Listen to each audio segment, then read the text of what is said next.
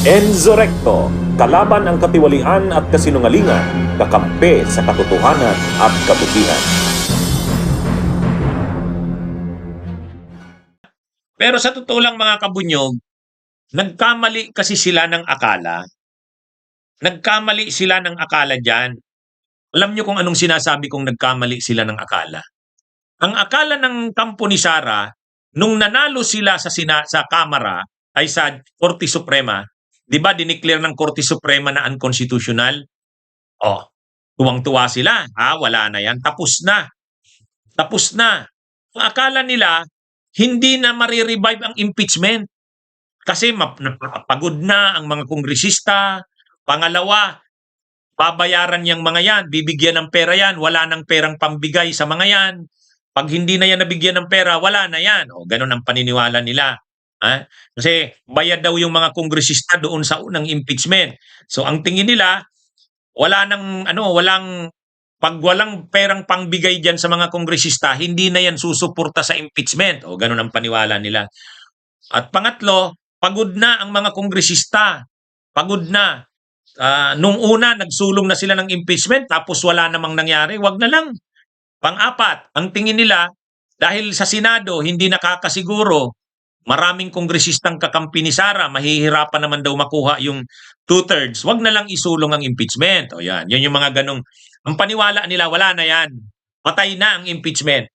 Ay di ba nung nagdeklara ang Korte Suprema na unconstitutional, nagsasayawan yung mga nagsasayawan sa galak ang mga DDS.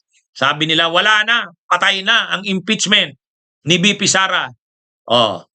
Tapos sila, yung mga senador na kakampi nila, si Chis Escudero, na hindi nagsimula kaagad ng trial forthwith, sila Jinggoy, sila Joel Villanueva, tuwang-tuwa sila lahat. Lahat, tuwang-tuwa sila. Akala mo nung last year, lalo na nung mga panahon nung July, kasi lumabas yung desisyon ng Korte Suprema, July 25 eh. Tapos nag-eleksyon ng mga officers ng Senado, nanalo uli si Chis Escudero, naging blue ribbon si Marcoleta, naging mga official ng Senado sila Villanueva, tuwang-tuwa sila lahat. Parang wala nang pag-asa, di ba? Tapos sabi nila, wala na yan, patay na yung impeachment na yan. Kaya yung mga DDS na vloggers, nagdeklara na, patay na raw ang impeachment. Tapos, ngayon, anong nangyari? Napatay ba ang impeachment? Tingnan nyo. Buhay na buhay. At yung sinasabi nila na hindi na yan susuportahan ng mga kongresista dahil bayad daw yung mga kongresista na yan. Nung nakaraan daw na taon, binayaran. Ngayon daw, wala na yan. Pag hindi daw yan, wala naman daw yan mga paninindigan mga kongresista na yan. Tingnan nyo yung butuhan. Isa lang naman yung kongresistang kumukontra sa impeachment ni Sara eh. Si Rufus Rodriguez lang eh.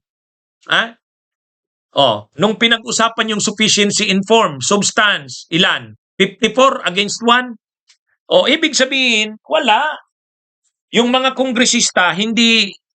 Tapos mayroon pa silang mga strategy ginamit. Nagdeklara si Sara ng candidacy. Alam nyo kung anong purpose nun? Dineklara yung kandidatura ni Sara para yung mga kongresista matakot. Magpipresidente pala talaga si Sara. Tapos linabas yung mga survey. Yung mga survey na gawa-gawa, linabas. Tapos sa survey na yon, number 1 si Sara. Anong purpose nun? Para matakot yung mga kongresista. Huwag kayong magsuporta sa impeachment, malakas si Sara. At saka sigurado ng mananalo, matakbo, nagdeklara na eh. Anong purpose nun? Matakot yung mga kongresista para magdalawang isip kayo. Di ba yun yung panawagan ng mga DDS sa social media? Mga kongresista, matakot kayo. Pag nanalo si Sara, bahala kayo, gagantihan kayo. Di ba? Natakot ba ang mga kongresista? Hindi. Kaya yung mga inaakala nila, mali. Mali yung mga inaakala nila.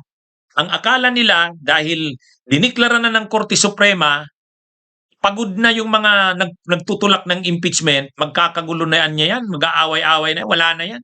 Saka yung mga kongresistaan niya, hindi na yan susuportahan kasi wala namang bayad sa kanila. Linalagayan yung mga kongresista para bumoto. Pangatlo, matatakot na yan kasi si Sara tatakbong presidente, sigurado na, nagdeklara na eh. Tapos sa survey, siya pa ang number 1. Di takot na yung mga kongresista na yan. O, di ba? O, anong nangyari? Natakot ba? Paano mo ngayon masasabing natakot? Ang mga butuan, isa lang yung kumukontra sa impeachment ni Sara. So, ibig sabihin, nanatiling matibay ang mga kongresista. Palpak ang kanilang assessment. Oh, 'di ba? Oh, yung mga nagkamali ng akala ang kampo ni Sara. Pinagmamalaki nila, nakakampi nila yung mga senador, sila Chis Escudero. Hindi tinuloy ni Chis yung impeachment. Oh, hindi nag-proceed sa trial. O, tingnan nyo. Oh, sabi niya, wala, hindi nga nagsihearing ang Senado. Tapos yung Korte Suprema pa, diniklarang unconstitutional ang impeachment. Oh, akala nila tapos na. Oh, 'di ba? Akala nila tapos na. O kaya lang nagkamali sila ng akala. Buhay na buhay ang impeachment. Bakit? Unang-una, hindi naman kasi politika ang pinag-uusapan diyan sa impeachment ni Sara, pagpapanagot 'yan. Ha? Pagpapanagot 'yan. Yung mga nagtutulak ng impeachment ni Sara, yung Makabayan Black, sila Laila de Lima, oh, sila Congressman Abante, itong mga kongresista ngayon ng Justice Committee. Oh, bakit sila naniniwala na dapat ituloy ang impeachment? Grabe ang ginawa ni Sara na paglulustay ng pundo ng bayan. Anong sabi ng mga kongresista? Ano pa nga lang yan ha? Vice President pa lang. Binigyan lang ng 125 million galing sa presidente. Inubos 11 days. Eh, imagine nyo pa kung magiging presidente yan ng Pilipinas. Oh, yan mga kabunyog, mga kababayan. At ang isa pa, garapal ang ginawa ni Sara, binabastos ang kamera. Tingnan nyo yung nangyayari ngayon. Ni hindi niya sinisipot. Ni hindi nga siya nagsasabing hindi siya sisipot. Di ba? Mabuti pa sa media, nagpapalabas siya ng statement na hindi siya sisipot. O galit na ang mga kongresista sa kanya. Kaya kahit yung mga kongresista na medyo may simpatya pa sa kanya, gusto pang marinig yung side niya, yung rebuttal niya, wala na. Wala na. Si Marcoleta na lang, sa kasisunta, yung bastos, na may kaso na rin sa Ethics Committee. Ito ngang si Rufus Rodriguez, hindi mo lang naman maintindihan yan. Malamang pag nagbutuhan yan, bubuto pa yan, may probable cause. Kaya ito mga kabunyog, mga kaubayan, ang malinaw dyan, nagkamali ng akala ang kampo ni Sara Duterte. Ano yung maling akala? Ha? Ang akala nila, ang akala nila, ano yan, dahil hindi tinuloy ni Chis yung impeachment, hindi nag-proceed ng trial forthwith, wala. Eh di ba ang yabang pa ni Boy Kilay, saka ni Boy Dila. Oh, naalala nyo 'yon? Nasagsagan ng ano 'yon? Pinaglalaban natin na mag-trial ang Senado. Ayaw talaga ni Chis, ang yabang ni Chis Escudero. Sabi ni Chis Escudero, hindi nyo ako mautusan. Sino kayo para pasunurin ako? O sige, anong nangyari sa kanya? Eh di ba natanggal siya sa pagka-Senate President? Tapos ngayon may mga problema pa siya sa anomalya sa flood control. Akala niya libre na siya. Hindi natin siya titigilan. Oh, yung mayabang na si Joel Villanueva, 'di ba? Si Boy Dila, ay Boy Kilay. Hindi, ay Boy Dila pala, ang Boy Kilay pala si Chis. Oh, anong nangyari kay Boy Dila? O may kaso rin ngayon. O di ba tahimik? Oh, ang mga mayayabang noon, si Marcoleta, ano na ngayon? Oh, ang dami niyang problema. 'Di ba? Oh, sila Bato, mayabang noon. O ano ngayon, nasaan si Bato? Nagtatago. Yan yung mga mayayabang noon. Sila yung nagsasayawan sa galak. Sila yung nagsasayawan sa galak nang hindi nag-proceed ang trial sa Senado. At akala nila, dahil hindi nga natuloy yung trial sa Senado, pinatay, dinelay ni Chis, nakaligtas si Sara. Hindi. Nagkakamali kayo. Di ba? Tapos akala nila dahil unanimous yung ng Korte Suprema, diniklara ang unconstitutional ang impeachment. Wala na yan. Hindi na yan magbabalik. Mahihirapan nang makuha ang 1/3 anya. Oh, mahihirapan na yan makuha ang 1/3 na boto. O ngayon, nahihirapan ba? Oh, ilan ba yung impeachment complaint na final noong last year? 4. O 4 din naman ngayon eh. Wala namang, yung 4 na nag-file ng impeachment complaint noong last year, nandyan pa rin ngayon yung 4. Oh, di ba? Oh, tapos ang iniisip nila, mahihirapan na yan ngayon kasi ang sinabi ng Korte Suprema, dadaan sa butas ng karayom. Ang mga nilagay na rules ng Korte Suprema mahigpit. Hindi na pwede yung mabilisan. Dadaan sa Justice Committee, maghihiring, ang tagal na yan. Hindi na yan papayagan ng mga kongresista kasi masyado na yan mabusisi. Oh, 'di ba?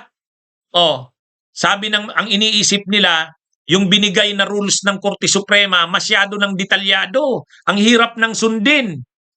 Oh, pero anong ginawa ngayon? Sinunod ni Congresswoman Beatrix Listro. Sabi ni Congresswoman Beatrix Listro dahil bilang chairperson ng Committee on Justice, sundin natin yung sinabi ng Korte Suprema para wala na sa ating maging issue. Ang issue sa atin nun, mabilisan daw yung ginawa nating impeachment. Hindi daw binigyan ng pagkakataon ang Vice President, due process. Hindi daw binigyan ng wala daw nangyaring hearings. Sige, mag-hearing tayo. Sa katunayan, sinasabi ni Congresswoman Beatrix Listro, ang hearing na ito aabot pa to ng Mayo eh. Sa totoo lang, kahit tayo ayaw na natin ng ganyan, ang haba-haba. Kaya lang, kailangan eh. Huwag nating palibrihin si Sara Duterte. Pareho din, huwag rin nating palibrihin yung mga sangkot sa anomalya sa flood control. Lahat yan dapat managot. So nagkamali, Nagkamali yung tansya nila. Yan mga kabunyog, mga kawayan. Magandang araw sa inyong lahat. Mabuhay po tayo. Bunyog, bunyog, halikan na kasama ka. Bunyog, kapag buklod ay may pag-asa. Luzon, Visayas, Mindanao, isa ang pananaw. Sa bagong Pilipinas ang bunyog isisigaw. Bunyog.